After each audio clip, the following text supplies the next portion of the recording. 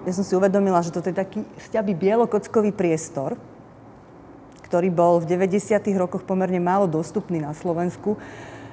V podstate Považská galéria umenia si zadaptovala priestory v 90. rokoch a z tých hlavných výstav skôr ten priestor rezonuje v zmysle nejakého site-specific ako synagógy. Hej. Ale vy ste v Považskej galérii vystavovali ste médiá 90. rokov, objekty, inštalácie, videoinštalácie. Bol pre vás ten priestor vtedy nejaký určujúci? Takýto, že cítili ste rozdiel, že ste v podstate v Bielej kocke alebo v nejakej inej galérii, alebo ste to vtedy tak nebrali nejak do úvahy? Oproti čomu rozdiel? Ak ste vystavovali v galérii, ktorá nemala takto adoptovaný priestor, to médium. To si nespomínam, ale keď sa pýtate, nejako som to nevnímal, ako, že by to indukovalo nejaké problémy. Bol to čistý priestor, fajn, pekný. No, tak keď si spomínam, ešte boli tam tie novinky, tá vyliatá podlaha, ale stále sa tam objavovali tie rušiace okná a tak ďalej, takže... Ale dalo sa s tým poradiť, no. Keď sme predtým boli zvyknutí inštalovať in situ, áno, v rôznych, alebo robiť akcie v rôznych prostrediach, tak nebol pre nás problém sa tam zariadiť. Neviem, či tá otázka smeruje k mojej odpovedi, neviem, či o tom je reč. Nie, pýtam sa preto, lebo mám pocit, že je to dosť dôležité, keď sa nejakým spôsobom pristupuje k 90. rokom a k interpretácii intermediálneho umenia. Hovorí sa aj teda o tom mieste prezentácie, ktoré má byť chladné, nerušivé, má byť absolútne ako keby bez nejakých sprievodov, má byť absolútne odsubjektivizované. A mnohé tie výstavné priestory v tom období ani vôbec neboli zadaptované na nejaké nové médiá. Preto som sa pýtala. Je pravda. No ale čo už s tým? Vystavovali sme tam v podstate, kde nás pozvali. Mohli sme odmietnúť z nejakých dôvodov, ale keďže to boli štandardné galérie, nejako sme vystavovali tam, kde to dali. Niekde bol ten priestor lepší, adekvátnejší tým veciam, čo sme mali, ale vždycky čo si rušilo. Ja sa pamätám, jak ma rušilo, keď som mal Memento Vitae s tým kývadlom v Národnej galérii, tie obrovské okná s tými záclonami. Hej, ako. Takže, ale čo už s tým, hej. Druhá možnosť bola nevystavovať, hej, ako.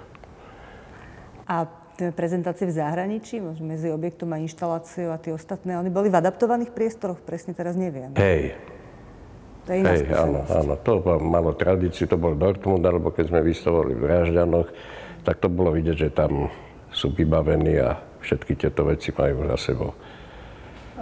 Predsa len sa pýtam, pretože ono, síce je to zdanlivo veľký odskok do iného média, objekt, inštalácia od akčného umenia, ale zase nie je to až taký odskok, keď si to vlastne môžeme povedať podrobnejšie. Takže preto som sa na tieto priestory pýtala. Ale som v podstate tento rozhovor plánovala začať otázkou, že sa spýtam, mne to stále rezonuje v hlave, kde si som narazila na interpretáciu, že možno štúdium, alebo v podstate isté obdobie vašich štúdií sa viaže s Filozofickou fakultou Univerzity Komenského, so štúdiom. A potom teda až nastúpilo štúdium výtvarného umenia na Vysokej škole výtvarných umení a vzhľadom na možno charakter, alebo obsah, alebo naráciu vašich diel, že či je to prepojenie aj pre vás také viditeľné, ako možno pre toho, kto to interpretuje, cez nejaký diskurs sociológie alebo čohosi. Ako to vy vnímate? Tak ja som študoval na viacerých školách, až to tatkovi liezol na nervy a postupne strácal chuť ma živiť. Moje štúdia vysokoškolské trvali 10 rokov. Bol som totiž spočiatku na technike elektro, bol som na univerzite, na sociológii, bol som na akadémii. Hej. A Dežo to za sociku požadoval odo mňa nejaké to curriculum vitae a ja som tam napísal vetu, že som študoval tam na technike, na filozofickej, ktoré som nedokončil, ale že mi to dalo rovnako ako na výtvarnej, ktorú som nakoniec dokončil. Hej.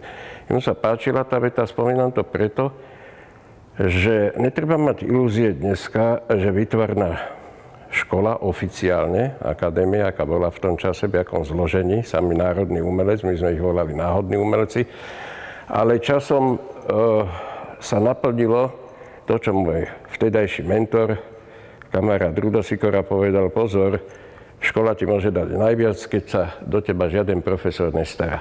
To platilo u neho, keď študoval v čase uvoľnení. Žiaľ Bohu, u nás v čase normalizácie to prišlo natvrdo, profesori sa moc starali a ja žiadne príjemné spomienky na školu nemám. Hej. Čiže oficiálne škola mi nič nedala. Peter Bartoš, keď som sa s ním hovoril, povedal jednu zaujímavú vec. Však uvedom si, dnešných študentov učia koncept, akciu, všetky trendy. Nás to vôbec neučili. Toto ani šajnu. My sme sa k tomu museli prepracovať rôznymi kanálmi, pomerne nedostupnými. A na jednej strane to bolo aj dobré, že tá autenticita a to, že sme to museli prekonávať za pomerne blbých podmienok, nežičlivých, hej, že nešli sme po povrchu a nejakých týchto, že sme zavetrili nejaké trendy, to žiadny trendy smera, no to zaváňalo jedine prúserom, áno, keď sa človek chcel nabalovať na tieto veci. Takže škola dala asi toľko, že tam bol určitý, nehovorím zdravé ovzdušie, ale medzi pár ľuďmi, áno, že bolo kamarádske a človek sa učil od tých starších. Sikora, Tóth, ktorý je rovnako starý, ale bol vyšší, lebo ja som sa pozdejšie dostal, Mydlo, Sveťo a tak ďalej, hej. Najmä poslední menovaní mi napríklad ukázali, že môže byť humor v umení. Ja som bol srandista, ale toto mi nedošlo, hej. A najmä Sveťa Mydla, čo nedávno zomrel, by som chcel týmto ako troška si uctiť, že to bol skutočne protagonista popiku na Slovensku po partu. Áno, viac ako Dešotod, alebo ako iný, hej. To sa možno nevie. Čiže škola asi vytvára toľko. A teraz sa vrátim k otázke, či sociológia. No je to také nejednoznačné. Ja som bol človek, čo javil o všeličo záujem aj doteraz, áno. Len tak námatkovo spomeniem, ja som vyhral chemickú olympiádu, ja som bol tretí v šachu, ja som bol juniorský reprezentant v basketbale, áno, čo sú športové, takéto témy, hej, o politiku, o vedy a tak ďalej. Vždy som sa zaujímal, či to akcentovala sociológia, ktorá opäť sa zmenila na vedecký komunizmus, tým, že som tam nastúpil v 68. Došli sovietskí lektori, pamätná hláška pozdravľajú vás s prázdnikom 1. mája, bolo nejako, ktorá uvádzala. No, predtým tam prednášal docent Ušiak, ktorý mal napráskané celú aulu, ktorý vytváral teda tézu, že Sovietský zväz je jediná imperiálna mocnosť a tak ďalej. A to všetko padlo, áno. A vôbec na sociológiu ja som sa dal ako únik, keďže som chcel študovať dejiny umenia. Z techniky som si netrúfal ísť na výtvarnú, potom až Rudo Sikora ma pozbudil, hej. Ale ja som chcel ísť na dejiny umenia, na ktoré som sa nedostal, lebo tie otvárali obrok vtedy. Ale tam som sa prvýkrát stretol s pozdejším veľkým kamarátom Matuštíkom, lebo moja mama s ním bola v Juhoške a povedala, to je taký vysoký chlapík. Tak som odváha nič netušíciho, lebo on som nevedel, že má povesť nejakého rasa, tak som išiel za ním, že by som rád bol na dejiny umenia, na podiv ma. Potom si na to samozrejme nespomínal, prijal, len mi povedal, čo si mám pozrieť a proste, že sa to neotvára. Tak vlastne som sa ocitol na tej sociológii. Isté, všetky tieto 3 štúdia zanechali na človeku nejaké stopy. Ja, neviem, či je nejaký výtvarník na Slovensku, čo riešil diferenciálne rovnice a integrály a robil z toho skúšku na matike, na elektrofakulte, čo bola okrem jadrovej fyziky najťažšia škola. Hej. Teraz z toho neviem nič, áno. Čiže zdanlivo je to aj knižky, ktoré si nepamätáme, áno, ale nejaké tie stopy zrejme to zanecháva. Áno, možno aj záujem o nejaké vedecké, alebo možno nejak logickejšie myslenie, hej. Podobne s tou sociológiou, že môj záujem o tie sociálno-kritické témy možno bol týmto indukovaný, ale zase by som to nepreceňoval, lebo možno by som sa zaujímal o to takisto, áno. Jedine, čo viem možno hodnotiť, jak som sa nedávno stretol s nejakým dotazníkom, kvázi interview nejakej výtvarničky, ktorá ma atakovala s absolútne triviálnymi žurnalistickými, to sme mali v sociológii, tieto trapnosti v 1. ročníku. Áno, ale ona to dala to do sféry umenia, lenže podľa mňa to neobstojí. Áno, hej. Keď ja by som robil púhy dokument filmu, áno, ktorý by bol prepadák možno medzi dokumentaristami, ktorí sú na veľkej úrovni. A len ho premietal tu v rámci výtvarného umenia a tváril sa, že to je čosi iné. Nie, tak to nie je ani intermédium. To je dokument, ktorý je slabý. Hej. Takže toto viem možno rozoznať lepšie ako komu sa to nedostalo tohoto. Ale hovorím, že takto to asi bolo, že niekto sa lopotí a kým sa dopracuje k svojej životnej méte, áno, dajme tomu, rôznymi povolaniami, jak to čítame, že robí čašníka, robí toto, kým sa z neho stane literát. Ja som mal skôr takéto vysokoškolské kľúčkovania od techniky k tomuto. Tak ja som sa pýtala pretože pre nás kunsthistorikov, keď istým spôsobom, čo si zhodnocujeme tvorbu autora, tak je to také ako pomerne priateľné sa oprieť o takúto interpretáciu, keď vieme, že tam existuje nejaký záchytný bod. Sumár škôl, ktorý ste absolvovali napríklad. Ale vy ste spomenuli v podstate to, že to trochu zaváňalo ako keby nejakými problémami, keď ste hľadali trendy, alebo ste sa javili, že hľadáte trendy počas štúdia. Ale predsa len, vy ste študovali v 70. rokoch, vaše akcie z 80. rokov, mnohé z nich majú naozaj taký voštelovský alebo bardenovský rukopis, v takom tom idení na hranu čohosi. A tieto informácie ste teda akým spôsobom v podstate mohli sa s nimi oboznámiť? O Chrisovi Bardenovi ja som sa dozvedel až v nejakom 84., že vôbec existuje. Bol taký vzácny človek, Robo Ciprich, ktorý bol bohem ťažkého kalibru, ale využíval to, že šarapatil v Čechách, všade ho poznali pri tých pivách, a odtiaľ nosil české samizdaty, ktoré ja som tu dával prepisovať v počte 10 kusov, som to rozdával kamarát. Tak tam sme sa oboznámili, že existuje nejaký Štembera, ktorý tiež robil, on robil razantné, tieto bodyartné záležitosti, áno. A takže takéto ja netajím, že aj Vysoká škola výtvarných umení chodil tam časopis Art in America a ešte nejaký, čiže dalo sa tak zalistovať pri našich jazykovom deficite. Vtedy angličtina nebola žiadny aktuálny jazyk, ani sa nevyučoval, ani toto. Ale predsa nejaké tieto reprodukcie, tieto záležitosti boli. No muselo byť zaujímavé vidieť možno iba reprodukciu bez nejakého poznania kontextu. Áno, rozhodne to bolo lepšie ako nič. Ja som vedel, že existuje mlynárčík, áno, bol som účastníkom na otvorenom ateliéri, vtedy som sa hodne stretával s Rudom Sikorom, kde sa to poriadalo a tak ďalej, čiže sa nalepovali nejaké tie informácie postupne takto, takže človek nebol celkom nejako bezprizorný, to sa nedá povedať, hej. Tak ono je to taká, ako nazveme to v úvodzovkách choroba toho teoretika, že hľada nejakú paralelu, možno, že niekedy úplne násilná tá kontextualizácia. Ja si skôr myslím, že vaša tvorba predstavuje v kontexte aj akcie a intermédií na Slovensku v 90. rokoch niečo také, čo naozaj sa dá označiť kategóriou štýl. Čo je vzácna kategória, väčšinou sa o štýle hovoriť nedá. Ja som to v tej príprave tak trochu spomenula, prečo si to myslím. Je to pre ten tvaroslovný aparát, ktorý používate, či už pri akciách alebo intermédiách, alebo pri tých obsahových, alebo takých tých témach pri obsahu, aj spôsobom narácie, akú používate. Je veľmi výrazná, hej. Vrátim sa k tomu, akým spôsobom som ja prvýkrát prišla k intenzívnejšiemu kontaktu s vašou tvorbou.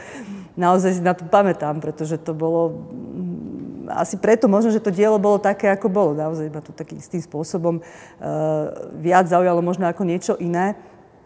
A z inštalácie Life After Life, ktorú sme v podstate riešili pre reinštaláciu teda tohto diela, alebo teda opätovné jeho predstavenie, ono patrí sa myslím, pre výstavu Expresívne tendencie v slovenskom umení v druhej polovici 20. storočia, čo bol taký výmenný cyklus Transkunst, ale začiatkom 0. rokov v regionálnych galériách na Slovensku, tak teda naozaj z toho diela išla taká mrazivá existenciálnosť pre mňa.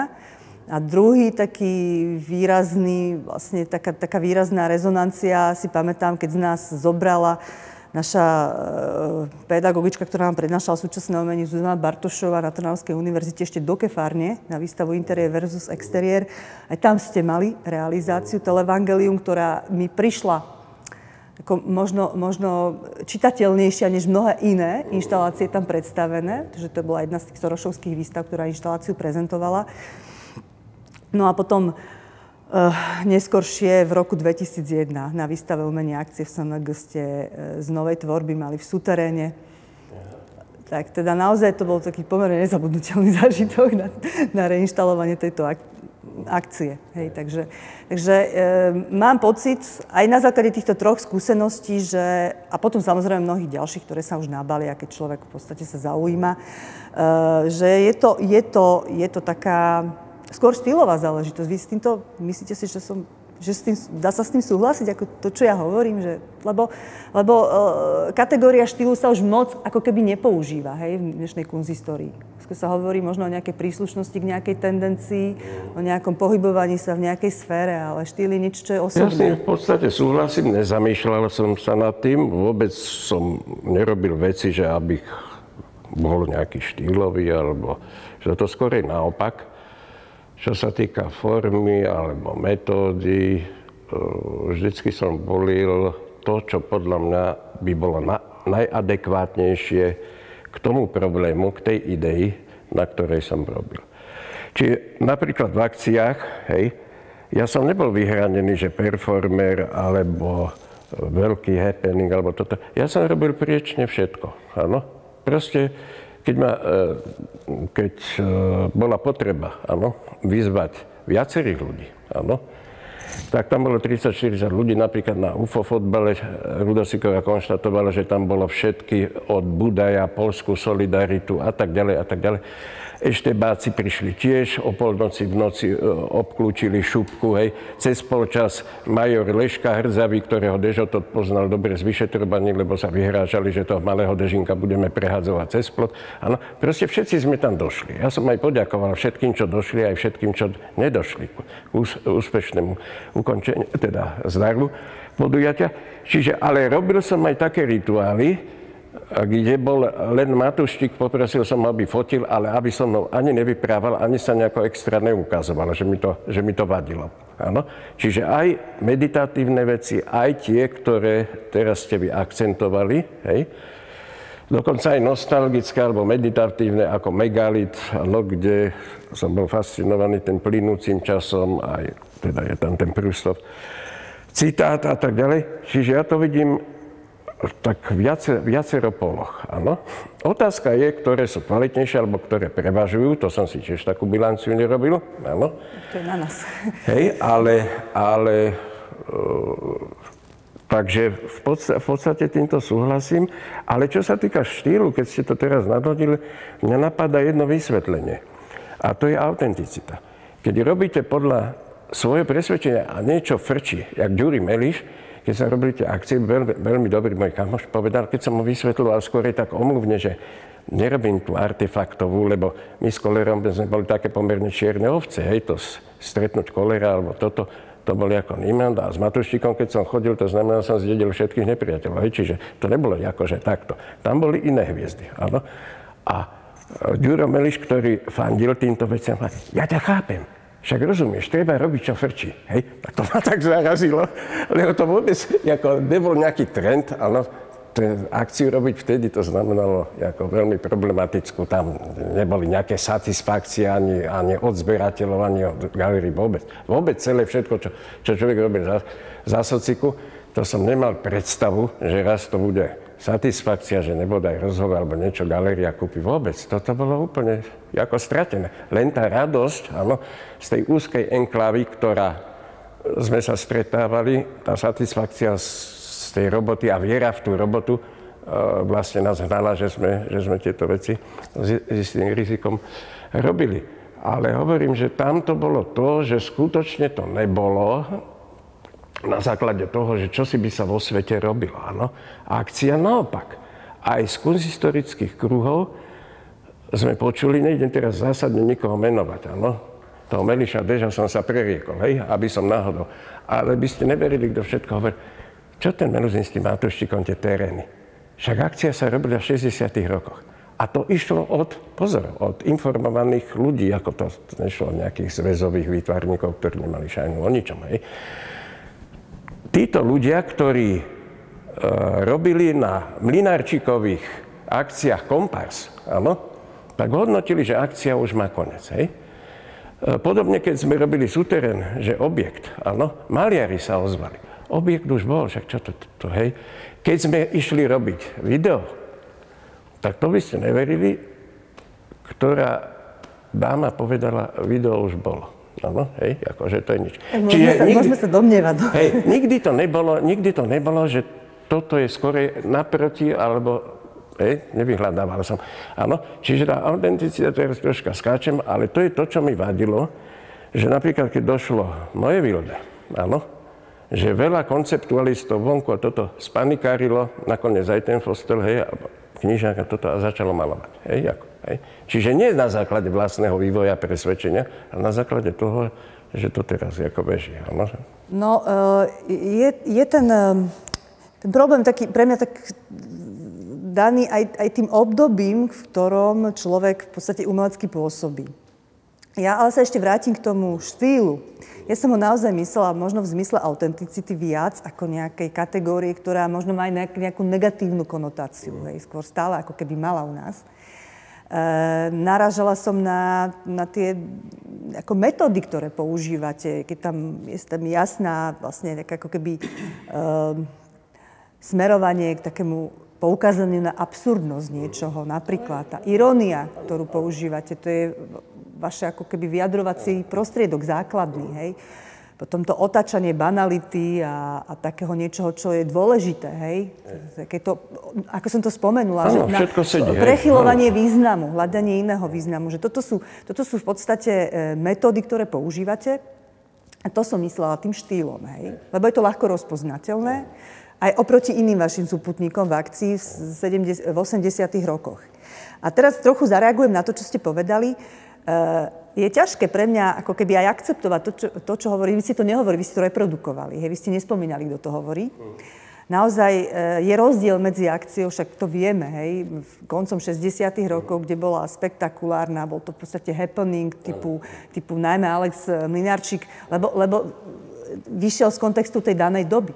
Ale prísť niečím takýmto a vôbec organizovať to, vy sami máte vlastne osobné skúsenosti s tým, ako ste mnohé akcie realizovali, že za akých podmienok sa uskutočňovali, že aké tam boli riziká a tak ďalej. Hej, že nie je predsa možné v 80. rokoch alebo na konci 70. rokov prísť podľa mňa s takýmto happeningom našej ako keby situácii, ktorá tu bola. Na to vám môžem odpovedať. Mňa táto otázka tiež trošička trápila a pýtal som sa účastníka Lexových, však jeho špičkového kamoša Matuštíka, áno, že čo si myslí, že tie moje veci, alebo naše, čo teraz robíme, či to skutočne nie je nejaký revival, len opakovanie, alebo takto on povedal, buďte kľudní, to by vôbec nemohlo existovať 60. že by to nebolo akceptované, áno, vôbec ako, že to je teda, je to iné. No. Ono asi, aj je to zviazané s tým daným kontextom, akože ťažko sa to prenáša niekde inde, lebo by to v podstate nemalo tú rezonanciu, nemá sa to od čoho ako keby odraziť. A môžem ešte jedno slovo? Ja som sa stretol s nástupom postmoderny, keď teoretici, a opäť je to skutočný citát, hovorili, no, postmoderna sa vyznačovala tým, že priniesla iróniu, skepsu, toto. A ja som dotyčnej teoretičke hovoril, Kurník, dobre, ale ja som to používal, ešte som nemal šajn, čo je postmoderná, áno, ešte to tu nebolo, hej, že toto ja odjak živa s týmito vecami. Ja som bol za to bez pátosu povedať vážne veci, áno, ale cez prizmu absurdity, humoru, ironie a tak. A ona mi na to povedala, geniálne mi zalichotila, nevediac o tom. No dobre, ale vtedy to nebol ešte trend, hej, ako, áno. takže toto len hovorím, tie atributy, čo spomínate, áno, to je totiž mentálne vybavenie, kde som sa priznal, že to indukovala dvojica Todd Mydlo, že mňa posilnila v tom, áno, že humor má svoje miesto v prezentácii, ako u mňa, že to musí byť značka len vážne, alebo s pátosom, bombasticky, na bubrelu a tak ďalej. No. Ale predsa sa opýtam na jednu vec, ktorá je, myslím, v tejto súvislosti veľmi dôležitá, keď hovoríme o týchto, ako keby tých dispozíciách toho autora na to, aby mal takú alebo takú tvorbu. je to kontext doby, hej? Že boli to 80. roky, prvá polovica, ešte pred perestrojkou. Ja neviem úplne posúdiť, či tam naozaj sú nejaké reálne tie odmeky veľmi silné, čo sa týka tvorby umelca. Som výrazne mladšia, neviem, hej. Čo? Nepočul som, čo? Neviem posúdiť nejak, že či existuje až taký výrazný rozdiel v tej atmosfére spoločnosti v prvej polovici 80. rokov, v druhej. Hovorí sa, že áno, že s nástupom perestrojky sa ako keby... dobre, ale... Lenže ja som tam poznamenal, lebo toto Kordoža vetril tiež, samozrejme veľa ľudí, že už bude čosi, figuroval tu zberateľ Plevza a všelijaké takéto už kompromisy a už sa dalo čosi a prišli títo naši divočania a proste bolo uvoľne. Len som hovoril, Latko, bacha, to sa týka maliarov, to sa týka konštantného média. Ty zabudni na to, že akčné alebo takéto ako pre nich divočiny alebo nezaraditeľné, že dostávajú automaticky zelenú, čo sa stalo až po prevrate, keď sa otvorili stavidla. Takže keby som sa pokúsila nejak charakterizovať tú typológiu vašich akcií z prvej polovice, to teraz nechcem nejak oddelovať, z 80. rokov, nazvem to takto, kde bola teda istá spoločenská u nás situácia, tak do výraznej miery je tam tým spúšťačom toho, ako tá akcia vyzerá, alebo akým spôsobom je formátovaná, je dobový kontext. To je, myslím, že nemusíme tu nejakým spôsobom diskutovať ďalej o tomto. A druhá vec, aj v 90. rokoch, teda trochu v inej, čo sa týka formy, inej oblasti tvorby, je zase veľmi výrazná nejaká ako keby tá dobová situácia, ten kontext, hej.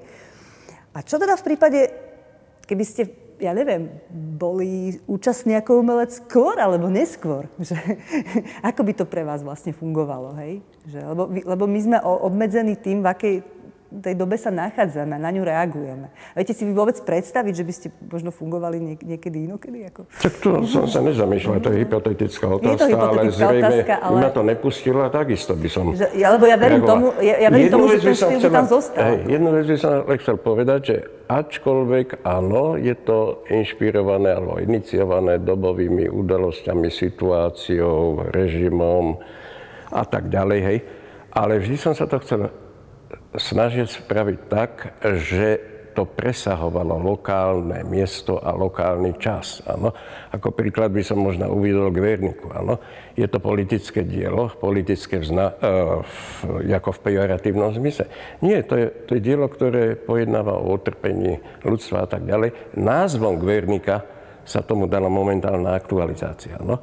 Čiže keď som robil Čierne diery, áno, bolo to o tom, a postupne som robil cyklus, jak strana šrobovala, tak ja som šroboval každou etapou, došlo k ťažším podmienkam. Áno, až nakoniec aj tí kolegovia, čo tam boli, povedali, že tak som ich nasrel, áno, lebo že toto a tak ďalej. Čiže boli takéto situácie. V Perníkovej chalupke bola jedna kočka z Tatárkovho okruhu, ktorá Matuštíkovi frflala, že tam má nejakú lyriku a neviem, či na koho už konkrétne a tak ďalej, že mali by sme... Tak sme ju pozvali na túto, tak ona ledva odišla, jaká bola v šoku ako z tohoto, áno.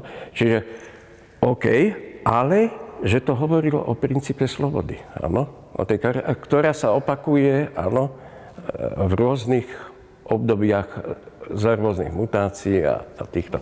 Myslím teda Čierne diery, áno, tá katarzia, áno, že človek si myslí. Áno, ten katartný prvok tam je veľmi cítiť. Ako keby akcie vaše z tohto obdobia na jednej strane ako keby zosmiešňujú, parodujú, citujú, nadľahčujú, subverzívne sa k tomu vyjadrujú k tomu šrobovaniu tej doby, ako ste si povedali. Na druhej strane sú také katarzné, očistné, alebo také ako keby psychohygienické pre vás samého. O to mi išlo. Čiže aj tá Perníková, áno, že tak ona nebola zvyknutá, vie, čo si myslela, že čo tam bude, hej, ale ono to bolo v podstate absurdné, áno, že dospelí ľudia po Silvestri, keď každý vylihuje doma, sú pozvaní na 10. hodinu večer za krematórium do autobusovej zástavky, ktorá je polepená knekebrodom s marmeládou, áno, a na tom šamrlíku v tej tme, áno, počúvajú prejav Husáka, ktorý si doma v kľude prepočuli, áno, ale tam za minus 13 stupňov, áno, oslepovaní autami, čo bežia hore, dole, hej, a tak ďalej. Takže tam, a teraz čo, hej, ako vylakaní, áno, v tomto zmysle. Takže to hovorím, to boli takéto situácie. Okrem toho ten kolery, hej, tá marmeláda škrube v zuboch, hej, a počúvajú tie nasladné hovadiny, áno. Takže to bolo takto ukázané, ale to hovorím, že to je v podstate je to taký humorný prvok, alebo takto, ale celé to dáva takýto kontext, hej. Takže, neviem, dalo by sa vyprávať aj o historkách okolo týchto veciach. No. Spýtam sa na jednu vec, ktorú ja vnímam ako dosť osobnú záležitosť. Viacero vašich akcií reaguje na realizáciu iného vášho kolegu. Domnievam sa, že dosť bezprostredne. Napríklad na Filka ste reagovali, na jeho transcendenciu vašou akciou, na Sikorovú, Habitat ste reagovali, na vlastne Kolera ste reagovali svojou reakciou. Aj na Filu. Na Filu, samozrejme. Že akým spôsobom to on... Lebo ja mám pocit, že toto je taká bezprostredná reakcia, že to nie je citácia, ktorú si autor vyberie možno z nejakých predošlých období dejín umenia, že to je naozaj skôr komunikácia. Čo tá druhá strana vlastne na to hovorila? Hej, ako kto? Filko nehovoril nič, lebo bol emigrant. Áno, ja som dal ešte s Filko Pračkou, stane sa vám priateľ hračkou, to bol taký slogan tam na záver v tej pozvánke, že môžu reklamovať na jeho domácu adresu, on už bol v cudzine. Hej. Takže Stanley neviem, ale ako poznám, tak nebolo by to dobré. Hej, ako by to... Rudo Sikora, to je veľkorysejší, tak ten sa zasmial, ale stretol ma Peter Bartoš a tak mi nadával, že ak môžem toto zosmiešať a že ja som výborne maloval, mi hovoril, to by si mal malovať, áno, to bolo úžasné, a že by si nemal robiť koncept. Hej, ako. Takže to boli rôzne, samozrejme väčšinou to bolo dobre prijaté a nakoniec som bol prekvapený, že Hrabušický uverejnil v monografii Sikoru o tomto, dal ich dokonca vedľa seba, jeho zmenu a teraz si moju. Áno, sú aj v katalógu SNG vedľa seba. Áno, čo si interpretoval tam, že od toho momentu, že Rudo, ako keby to nebral tak vážne, aby som to nepreceňoval a tak ďalej, ale je to také to bolo hravé. No a Julo Koller, môj ďalší veľký kamarát, s ktorým som bol skoro denne v tých 80 rokoch, totiž, ja som k nemu chodil ako 18-ročný na amatérske stretnutia. Tam to viedol Bartoš a tak ďalej. No, nosil som tam hovadiny, teda náležité veku a začiatočníckým týmto snaženiam, hej. A potom sme sa nevideli, ale 12 rokov. A zrazu ja som pripravoval svoju prvú akciu, áno. Zhodou okolností bolo 12. výročie úmrtia Marcela Duchampa, hej. Som spracovával tú jeho fontánku, áno. Odohrávať sa to malo na Veckách, aj sa to odohralo, hej, a tak ďalej. A no proste, Julo v antikvariate, ja v antikvariate. Tak som mu vykal, pán Koller, prosím vás, robím toto, by som vás pozval. A na podiv on došiel, hej. No a sa mu to veľmi páčilo, odtedy, však tam mal Sikora, Mydlo, kopec ľudí tam bolo, hej. A tak sme sa stretávali, boli sme, blízko seba sme bývali, a v Lamači, a v Dubravke, toto. Ale on mi počase povedal, zostanem sa k tomu fotbalu, že on ma podozrieval, či nie som nejaký provokatér. Hej, Julo vtedy boli predposratí aj s Bartošom, lebo krachli slnečné dni, kedy narukovala celá avantgarda na februárku. Hej. Zosobnili to Janovi Budajovi a Petra Bartoša to postihlo tak, že roky sa skrýval kdesi za rohom a myslel si, že ho niekto hľadal. Nikto ho nehľadal ani od kamošov. Proste on bol stihomam. Išiel Matuštík s ním a on ho ťahal kdesi pod bránu, lebo pani mala mať v kočíku nejaké odpočúvacie zariadenie proste a takto. Čiže takto ich to postihlo. Julo bol potom tak podozrievavý, že on sa zastrel, že on si to vyšetrí ešte kto. No, ale potom samozrejme videl, že kamarátime. Takže s tým UFO fotbalom, on to prijal, však ja som ho spravil tam kapitánom, toto. Nakoniec sa môžem pochváliť, lebo slova, keď sa nepochváli, nikto nepochváli. UFO fotbal bola prvá akcia, čo kúpila vôbec Národná galéria a tam to nechceli kúpiť, áno. Vtedajšie vedenie, no, nechcem sa nikoho dotknúť, hej, zahlásilo, že to je odvodené od Kollera a tak ďalej. Slova sa ujal Valoch, ktorý ich tak zdrbal, akože to s Kollerom nemá nič spoločného, okrem teda tých povrchných týchto, že to je celkom iná. Matuštík samozrejme ako člen nákupky akcentoval toto, takže to prešlo, hej. Takže Julo to prijal tak jasne, však ja som aj s ním konzultoval, že takto, hej, a celé toto prebehlo fajn.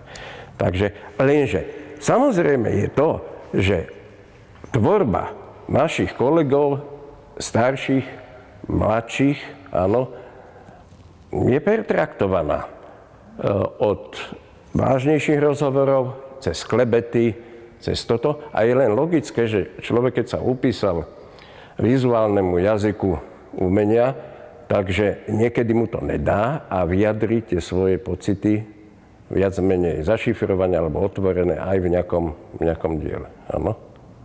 Čiže toľko k tým posunom, k tým reakciám na týchto. A už ich reakcie sú jak pri každom diele. Áno? Môžu byť normálne, môže sa cítiť dotknutý, hej, takže to je jasné. Tak v podstate mali by sme byť poučení postmodernou, ktorá o citácii hovoríme. My sme na to zvyknutí, aj keď teda nechcem odbiehať až úplne do takéto súvislosti, aj keď mám pocit, že u nás tak silovo v podstate tieto kategórie uplatňujú na umenie. Pretože predsa my sme postsocialistická krajina, nazvem to tá druhá polovica 20. storočia, umenie fungovalo v iných súvislostiach než na západe. Možno, že tá kontextualizácia nie je úplne korektná, hej, to chcem povedať. Takže vlastne to odvolávanie sa na postmodernu niekedy je také ako keby pre mňa na silu. Takže preto skôr hľadám... Na postmodernu sa odvolávali u nás, keď prišla tí, ktorí akcentovali ten svoj trend Neue Wilde ako opäť hegemóniu, ako opäť ten najhlavnejší. A to sa mi zdalo smiešne, áno, že to hovorili ľudia inteligentní, to nehovorila teraz stranicky nejaký šimli, áno, ale je postmoderná.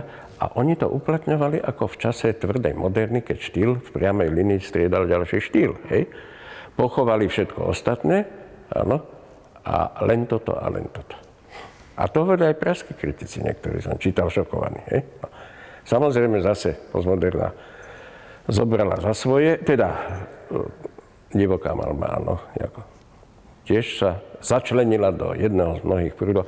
Ale to bolo o všeličom, áno, keď sme spomínali vtedy pop art, alúzie na pop art, alebo toto, čo na Vysokej to môžete vystrihnúť, tam pitlikovali, že je to ako pop art. A my sme s Romanom Mondákom v tom čase boli v Amerike a som to hovoril Romanovi, a však každá druhá galéria mala pop artné ako záležitosti. Bežne to tam frčalo, akcie frčali, všetko. Čiže tam, jak hovoríte, iný kontext, iná krajina, tam to bolo zažité, že nikto by si nevedol povedať, že objekt už bol. Hej? Dokonca kolegovia povedali, ale objekt, ale aj iný. A hovorím, samozrejme, však my nevyčerpávame celú problematiku v súterénnu objektu. My sme si zvolili túto, áno, a vy máte priestor robiť inde. Ale že to boli diletanti, hovorím, z našich kruhov. Škoda, že mimo kameru vám pre pikošku povie. Ale toto by si nemohol robiť inde. Nepochopil princíp in situ. Áno, áno, inde by som spravil inakšie. Hej? My sme ten súterén šili na tie priestory. Sú zvyknutí z akcií, kde sme to robili v mimo galerijných zásadne priestoroch, mimo interiérov, a robili sa aj v interiére, ale mimo. Takže pre nás nebol problém využiť nerovnosti v úvodzovkách terénu, aby sme i nimi podporili a začlenili, integrovali dielo. No tak prešli ste k tejto naozaj zaujímavej téme sám, pozvolne, tak si to, v podstate som si to tak aj predstavovala, pretože samozrejme všetko je absolútne prepojené. Ono takto. Nehovorím, že moja generácia, teraz naozaj budem hovoriť len za seba. Naozaj budem hovoriť len za seba, ktorá som bola pred, 20-15 rokmi. Má ako keby prvá skúsenosť s touto udalosťou. Nechcem povedať výstavou, lebo to nie je úplne korektné slovo podľa mňa. Už teraz, čo viem o tomto podujatí. Bol katalóg a dokumentácia. Katalóg akože naozaj zaujímavý, s textom o súteréne. Áno, dobre. A teraz akože automaticky taký ten môj kurátorský, ako keby ten posun myslení nastal, že áno, je to výstava, ktorá bola ešte v 89. pred novembrom 89, bola teda v negalerijných priestoroch, zámerne vybraných.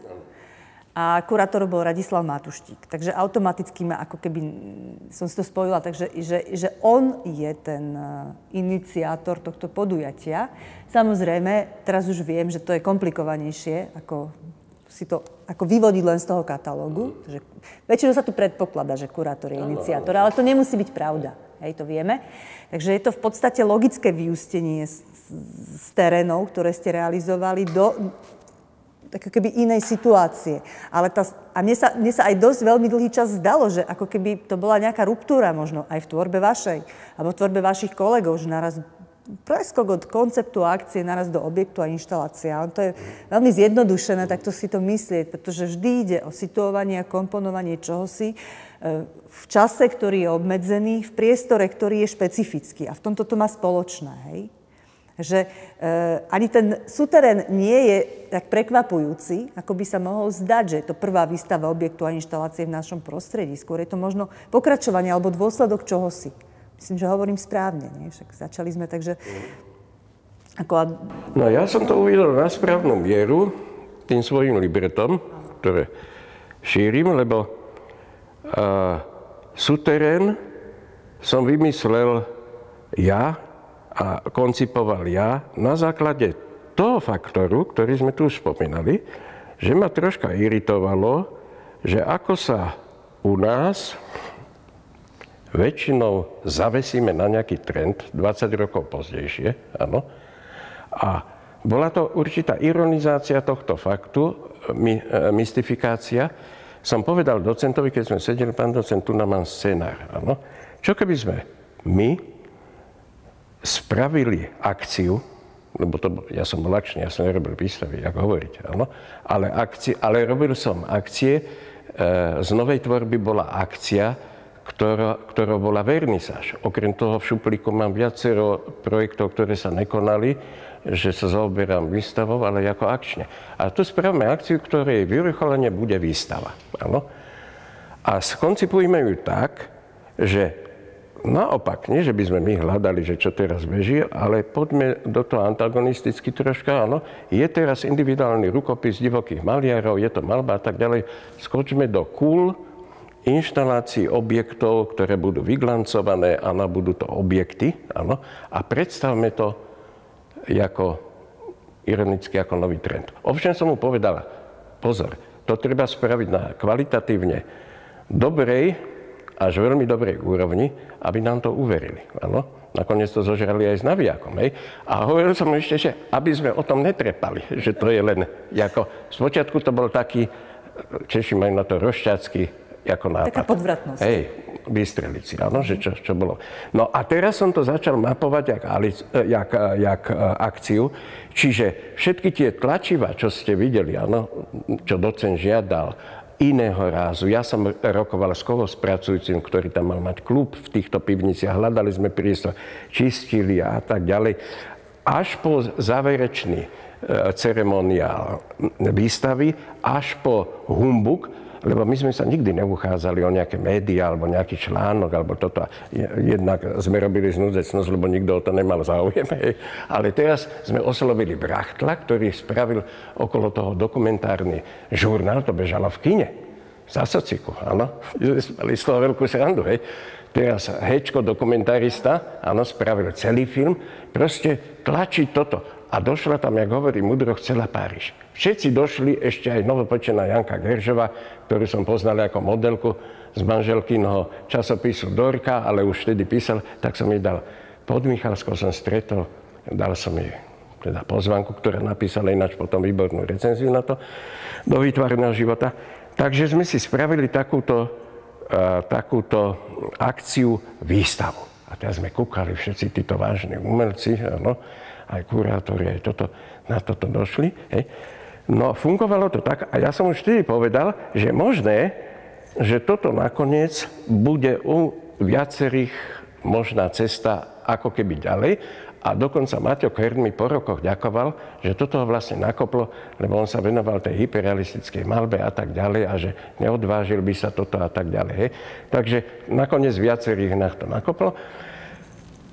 Bolo to trošička ako zmena, sa priznám, že človek, keď robil roky tie akcie, hej, takže aj uvítal a okrem toho sme boli do určitej miery slobodní. Áno. Okrem toho, jak spomínate, aj v tých akciách v terénoch alebo v exteriéri, čo sa robilo, že sme narábali aj s určitým prostredím. Áno, čistička, hej, to bolo v podstate civilné, ale bizárne. Autobusová zastávka. To boli pre nás objekty, ktoré sme dotvárali, čiže bolo to v exteriéri, ale nebolo nám to nič cudzie, okrem toho, jak výtvarníci, všetci sme prešli aj štandardnými médiami. Hej.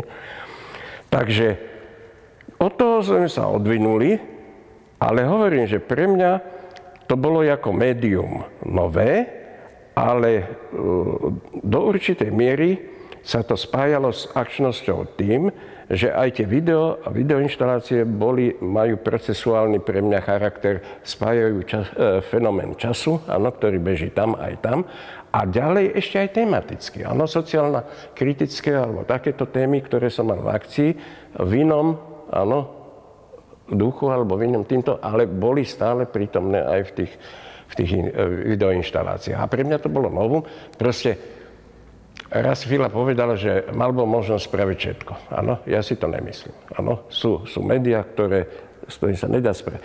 V akcii by som nedokázal spraviť tú záležitosť, čo ste hovorili, napríklad Life After Life, čo ste spomínali. Ale do istej miery to bolo aj akčné. Lebo ten divák si automaticky sadol to kreslo, kde sa dočítal, že sedí mŕtvy. Áno, ja som to v premiére prevoňal aj chloroformom, áno.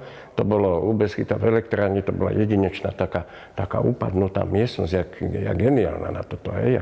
Teraz som čítal dokonca detektívku Jaskyní muž, kde spomínajú tento prípad, že kde si v Dánsku, alebo toto, sa nachádzali ľudia mŕtvi pred obrazovkou, alebo z tohoto teraz po rokoch, hej, No, takže hovorím, že niekedy sa nedá a fascinovalo ma to a išli sme ďalej v tomto, áno. Nikdy ma netrápilo, že či som mal robiť dlhšie akcie alebo menej. Moja prvá manželka mi frflala, že som robil akcie. To bola pre mňa absolútna terra incognita, to bolo čosi nejako priblblé a ohrozovalo to jedine rodinu a argumentovala, tak krásne si maloval, hej. Ale hovorím, ja som sa opieral trošku, lebo Duchamp, ktorý maloval a povedal, bol som len zvedavý, ako je to urobené. Áno, robil ďalšie veci, preznačil mnohé smery a tak ďalej. Takže ma to, ale na druhej strane, ja mám aj akcie v období inštalácií. A mám aj projekty v období, čiže včera som videl Mravenisko a ma napadla akčná vec, hej, áno. Takže nebránim sa tomu, že by som teraz ortodoxne a toto a toto a toto. Podľa mňa všetko je dovolené, závisí na kvalite tej veci, ale všetko je prepojené aj spätne tým, jak hovoríte, rukopisom. No veď k tomu chcem teraz trošku sa zasmerovať, lebo dobre, tak teda istým, ako keby v istom období na konkrétnom mieste sa realizoval súterén, ktorý že mal teda takúto ako keby trajektóriu, aby tam dospel, má tu svoju, hej, má tie svoje súvislosti, nie je to jednoducho len proste tak jednoznačne, ak by sa zdalo podľa toho výstupu a toho textu. Aj teraz spätne si ten Matúščíkov text trošku už inak nazerám, pretože poznám to pozadie celého, hej, že nie ešte pardon, to doplním. No a ja som v akciách, áno, ktoré boli rôzne niekedy široko koncipované, potreboval zasvetiť ľudí, ktorí mali svoje funkcie. Áno. Matúščík bol najbližší s Julom Kollerom, áno. Čiže na tých akciách, ktoré potrebovali, tak aj v čiernych dierach. Matúščík robil toho sprievodcu, čo uvádzal do tých čiernych dier a tak ďalej. Kurátora. Áno, ťažil som z toho pozor, že on bol skutočne tá autorita, že možná, že napríklad na súterén by som ťažko nakriatol niektorých ľudí, čo tam boli. Áno.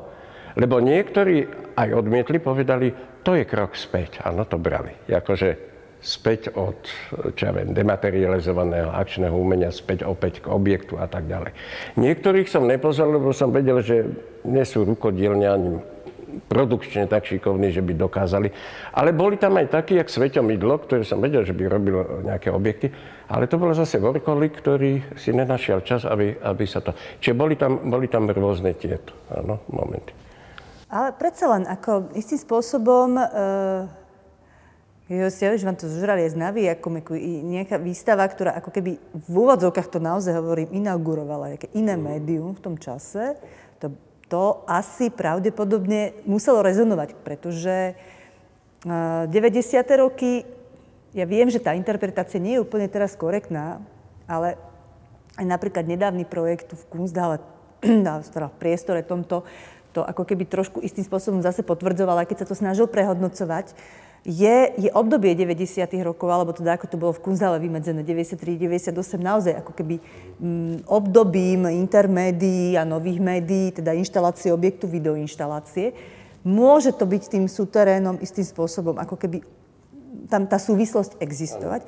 A dokonca viem, že jednoducho aj Sorošovo Centrum súčasného umenia v tomto zohralo svoju ako keby veľmi výraznú rolu, keďže v podstate tlačilo a prezentovalo umelcov, myslím, skôr mladšiu generáciu, ktorí by mali byť ako keby trendsettermi týchto médií u nás. Ja som sa zamyslela nad tým už predtým, keď som sa v podstate mohla vyjadriť k výstavám, ktoré sa v rámci 90. rokov udiali v Považskej galérii umenia, ktoré realizovala ako kurátorka Katarína Rusnáková. Trilógiu, vy ste sa zúčastnili tej poslednej, medzi mužom a ženou. Veľmi vydareným dielom, na ktorom ma fascinuje to, že je podobné ako keby teda Life After Life v tom, že vy reagujete na konkrétnu správu, ktorú ste našli, čiernu kroniku, ako keby ju prerozprávate, ten príbeh, ako teda sa mohol udiať. A možno, prečo to hovorím? Pretože v rámci jednej výstavy tam sa prezentovali autori, ktorí boli starší, ktorí, hovorím, že teda fungovali v 70. rokoch, na konci 60. rokov a teda v 90. rokoch boli realizátormi týchto médií, objektov a inštalácií a tí mladší, generácia, ktorú tedy predstavoval Ondák, Ondrejčka, Lehocká Denisa, Petra Nováková, Ondrejčková. Keď si spätne prehodnotím alebo teda keď sa spätne na ne pozriem na inštalácie, ktoré boli prezentované v Žiline, stále som mala pocit, že realizácie starších umelcov, teda aj vás, boli pre mňa ako keby otvorenejšie, napriek tomu tej proklamovanej intertextuálnosti, ktorú inštalácia ako keby má obsahovať. Hej? A tie realizácie mladších autorov sa mi zdali skôr ako dizajnové kusy. Také hermeticky tie obsahy boli uzavreté. Ja to pripisujem tomu, že asi zrejme tam naozaj funguje súvislosť tá generačná, alebo tá skúsenosť, ktorú vy máte. Hej? To hovorím. Takže keď hovoríme o 90. rokoch, protagonistami alebo tými, ktorí ako keby chceli poukázať na to, že to je nové médium, aj keď teda tá snaha možno bola naozaj, ako ste vypovedali, rošťacká, podvratná, sú práve tí starší autori, ale paradoxne dnes sa pripisuje možno tej mladšej generácii viac. Neviem, či som teraz úplne to dobre zhodnotila, ale tak to na to nazerám ja. A pritom tých kľúčových autori by som ja možno videla ich práve u vás. Vo vašej generácii. Tak neviem, lebo táto otázka smeruje skôr taká úvaha. K seba hodnoteniu, ale to by mala robiť konzistória na základe odstupu a poznania týchto vecí. Ja s vami s tým súhlasím, ale keby som ja trénoval takto, tak nebude. Nedaj Bože, nechcem sa dotknúť tých mladých vtedy. Áno, skôr by som povedal, že vtedy Sorošovci najmä tendovali to, že mladí majú ísť dopredu. Áno, aby ich vyrobili pre eventuálny úspech v zahraničí a tak ďalej. Čiže za našich čias my sme sa museli k tomu riadne predrať. Áno. Na našich čas nebolo, že ja som sa kdesi objavil a už by ma brala celá society na základe jedného, dvoch diel. Áno. To sa považovalo, áno, je sľubný, alebo toto. To je oficiálne, ale aj neoficiálne. To nebolo, že hneď taký skok. No a tu nás sa robila tá politika, áno, že sa toto bralo jednoznačne ako novšie, lepšie a tak ďalej. No. To hovorím, to by som zachádzal do subjektívnych detailov, hej, ale neviem, no. Možno boli dizajnové, ale možno by sa to dalo aj tak povedať, a tak nech boli aj oni charakteristicky týmto, áno. Jako jeden trend, nechcem povedať smer, áno, ale že toto bola možná, oni by sa hajili tým, že toto je už naša generačná takáto výpoveď, hej. Tu by bola len chyba, že keby sa jedno zatracovalo druhým, áno, nech sa to dá takto, výber a ešte samozrejme ešte aj ten čas ukáže, že čo bolo zaujímavé, alebo čo bolo len... Takto. Ešte sa spýtam, je to taká otázka, možno viac súvisiaca s produkciou, predsa len inštalácie, videoinštalácie z 90. rokov vaše pomerne produkčne náročné kúsky, že ak ste to v podstate zvládali takýmto spôsobom fungovať a vlastne Ilona Nemeth má hangár, že to máte odložené vy napríklad. Áno, ne. Ja som celý život prežil v pivnici. Áno, to bol 4x4 meter kvázi môj ateliér, kde sa nedalo nič skladovať. Raz v živote po súteréne som mal takú šopu v prenajme, kde som si odložil tie veci, to bolo do mesiaca vykradnuté miestnymi neprispôsobými občanmi, to sa odnieslo do zberu, hej. No a tým pádom moje hangáre ala Nam June Paik, jak som videl o ňom dokument, na ňom aká celoeurópska fabrika, áno. Videl som Kunsa v Chicagu, jak sa prechádza, áno, na dokumentárnom filme a celé Melišovo oddelenie nádených sochárov robia tie figuríny a tak ďalej. Majster je v Hancugu, áno, ukazuje takto zobka. Teraz som sa dokonca dočítal, že aj Roden mal 50 ako šamstrov, pomocníkov. Ja som musel mať úzky okruh technikov, áno, na neón, na silnoprúd, na toto, áno, proste keď kývadlo robí, tak ja to nerobím, áno. Ale ja som to montoval, áno, vždycky na výstave. Preto ja som sa snažil vždycky na každej výstave robiť novú vec, aby som to bol. A potom som mal veľký problém, kde s tým. Áno, hej. Áno, kosti, osárium a tak ďalej. No to by boli na dlhšie povedačky, ale v podstate produkčného som si musel robiť sám. Bol som asi v tomto troška zdatný, lebo aj tie akcie, čo som robil, boli aj veľkého charakteru a vždycky to ako kláplo po tejto. Takže tomu som venoval ako veľké úsilie, áno, aby sa to podarilo. Financoval som si ich tiež sám, áno. Som sa snažil zarobiť si v reklame, ktorú som spätne kritizoval v týchto svojich veciach, hej, ale v dizajne a takto. No, takže asi takto to bolo, ale to by sa dalo hovoriť od prípadu na prípad. Áno, napríklad megalit, hej, spomínali, že som robil, tak to bol kolos, ktorý vznikol z toho, že ja som mal v tých svojich záznamníkoch škicku asi jak dlaň maličkého megalitu, nič viacej. Áno, že by to došlo kárové oslovenie, došla príležitosť priestoru Piešťanských parkov. Hej. Kára vydoloval, to bolo ešte v 93. či 2. áno, kde ešte nejaká dotácia bola. Doložil som svoje peniaze a vybral som sa do panelárne s náčrtmi. Riaditeľ ma vyhodil, že si robím prdel z ich výroby, lebo moje megality boli ako dokatované, hej, a že tým chcem vlastne ukázať, akí sú nekvalitní v tomto. Hej, tak. Našťastie bol pritom námestník, ktorému sa to zase bohove páčilo, ten ma zatiahol. A keď bol riaditeľ na služobke, tak sme to celé tam odliali, áno. Lenže to boli, keď je to na zemi, sú to kolesy, že sa Vlada som si Kordoša zavolal na pomoc, že sa nevidíte. A teraz ja som nevedel, kde je vrch, kde je spodok, kde to mám otesávať tieto vojenské lopatky a betón tuhol. Áno, tam bolo veľmi malý časový priestor, aby sme to dokatovali. Hej. Takže toto sa spravilo. Potom ďalšia fáza bola odvoz, áno, do tých Piešťan. To bol obrovský park. Tam som sa pohádal s Károm, lebo ja som mal cítenie in situ. To nemohlo byť medzi magnóliou a nejakými tulipánmi, hej, kde on vyhradil miesto. Tak ja som ho vyvenčil, áno, 150 metrov mimo do teritória kvázi anglického parku a on bol vydesený, a kde tam pôjde elektrika, odkiaľ? Nevadí, tak ja kúpim 150 metrový kábel a tuto v tráve, to Ďuro Meliš nevedel, odkiaľ to svieti, ten displej a všetky tieto veci. No proste, toto bola jedna partia. Samozrejme, keď sme to osadzovali, nikoho nikde. Došiel šofér s týmto, s rampou, a mne paneláren zatajila, že jedna tá podstata, že sa im prelialo a že to nemalo 3 tony, ale 9 tón. Čiže on to chytil s tým žeriavom a takto drubal s tým na zem, skoro zabil svojho syna. Hej. Čiže ten man začal naháňať po lúke. Áno, čiže to boli moje produkčné výkony, hej, ohľadom tohoto. Malo to ešte také zlaté pokračovanie, keď si Galéria národná spomenula po pár rokoch, že by to kúpili. Tak ja som sa potešil, lebo mne za života asi kúpili 10 vecí, čiže ja som nezbohatol ani nežil z umenia. Hej. Tak reku, vyštartoval som do Piešťan, áno, svojím Warburgom a ja som ho nevidel. Áno. Jak mohlo 18 tón, 4-metrová záležitosť zmiznúť, som netušil, len som vedel, že im to liezlo po výstave na nervy, že vedenie ma párkrát bombardovalo, abych to prišiel odpratať, no, kde to dano, robil som sa nezvestný. No a oni si zrejme poradili a tým pádom zatlkali, že kde to je. Hej.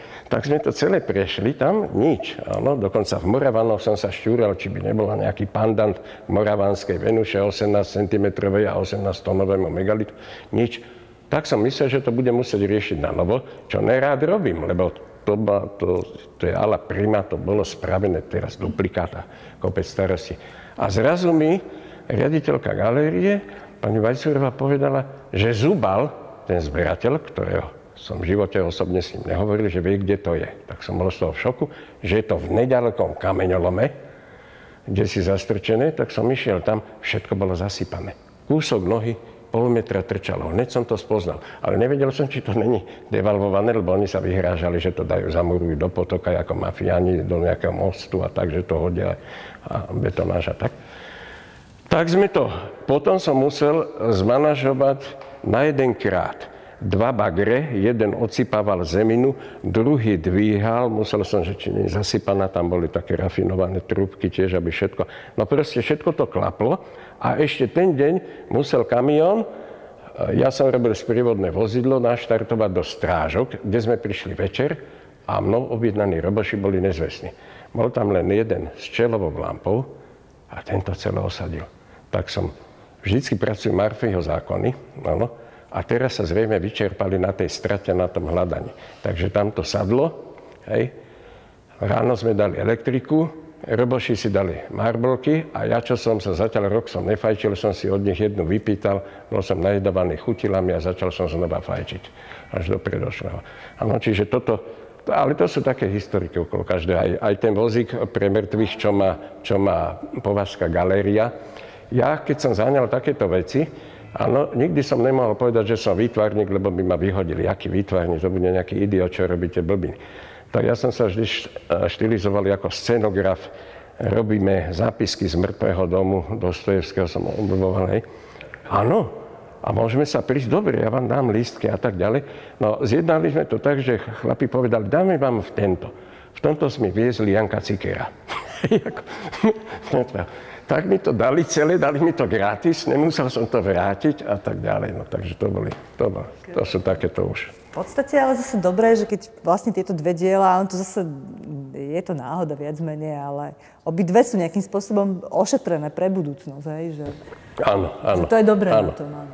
Že... Lebo hovorím, že ja tým pádom, že som nemal kde tie veci ani skladovať, ani toto, tak málo čo, akurát na 90-tych tie Trumpové, ten Taverpran, tie klobúky s klasickou migrénou a no čo. Tak to bolo ľahké naskladovanie, to som nejako našiel, hej. Takže to sa dalo reinštalovať, ale ináč je to veľký problém. Keď ma vyzvali v rámci súterénu Jablonska, aby som tam dal tie kyslíkové bomby, ano, čo som tam mal prerezávané, tak už také neonové trubice sa ani nevyrábali. Opäť som musel ísť do Philipsu, ktorý mi povedal, kde je vyhadzov trubic. Tam som naškrábal potrebný počet, aby to sedelo.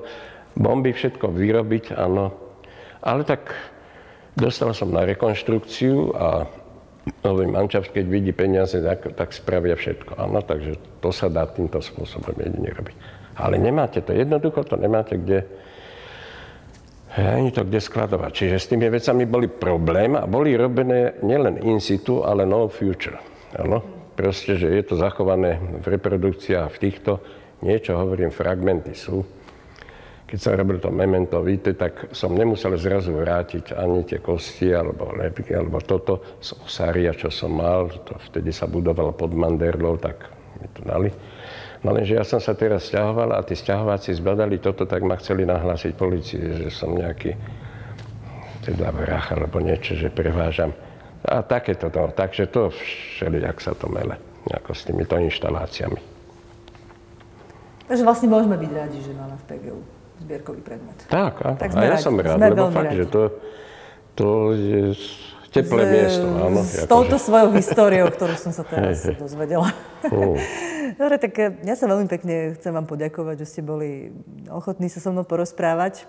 Že ste nám povedali teda informácie, ktoré nemusia byť ešte tak všeobecne známe.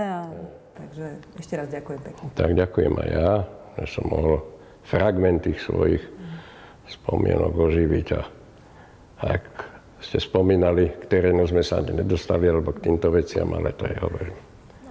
To je bežné.